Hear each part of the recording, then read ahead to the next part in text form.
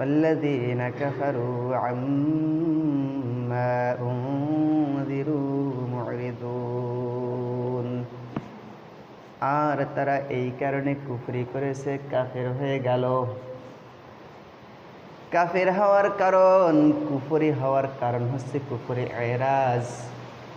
এটা হচ্ছে অবজ্ঞার কুফর। অবজ্ঞাটা কি?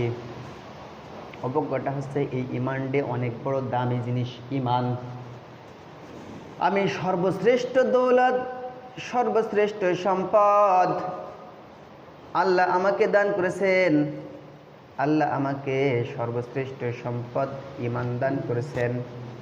এই ইমান সম্পর্কে বেখবর হওয়া, ইমানের যত্ন না নেওয়া, ইমানের শিক্ষা গ্রহণে অবহেলা করা, ইমানটাকে হেলা মনে করা, ইমানটাকে তুচ্ছ মনে করা, বেদামি মনে করা, এটার নাম হচ্ছে কুফরে এরাজ, যার কারণে মানুষ কাফের হয়ে যায়।